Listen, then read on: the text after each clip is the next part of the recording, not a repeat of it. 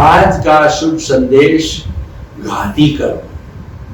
कर्म एक चतुष्पदी पौद्गलिक परमाणु है जो कि मन वचन काया की क्रिया के साथ में वो तान के लाए जाते हैं इस ब्रह्मांड से।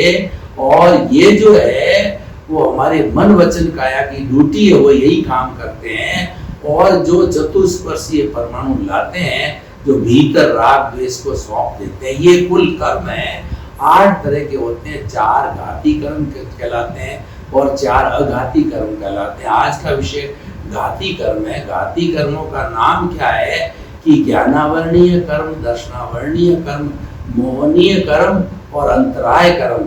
ये ज्ञानावरणीय कर्म है, जैसा इसका नाम है, जो हमारी आत्मा की क्वालिटी लक्षण गुण है।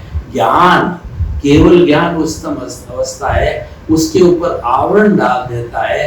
जैसे कि सूर्य के ऊपर जो है वह अपना इसका बादलों का आवरण आ जाता है। और दर्शन का जो आवरण है, दर्शन का अर्थ होता है कि हमारे भीतर श्रद्धा का पैदा होना, आत्मा की अनुभूति करने की इच्छा जागृत होना, उसमें अविश्वास न होना।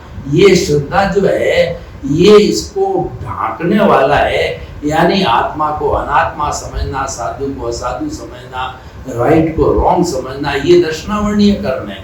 मोहनीय कर्म जो है ये हमें संसार में भटकाता है, इंद्रिय सुखों में भटकाता है, ऐश आराम कराता है। ये तीनों ज्ञान, दर्शन और उसके बाद में जो हमारा मोह, ये तीनों बड़े बड़े आवरण है, पर्दे हैं। और ये पर्दे तब तक रहते हैं जबकि हमारा जो है अंतराय नहीं टूटता है। और ये अंतराय के टूटते ही तीनों चले जाते हैं और तीनों जाते ही अंतराय टूट जाता है। तो अंतराय तो जो है एक तरीके से जुड़ी हुई अवस्था, उसके लिए कोई विशेष जो है पुरुषार्थ करने की आवश्यकता नहीं, इन तीनों को तोड़ना आवश्यक है।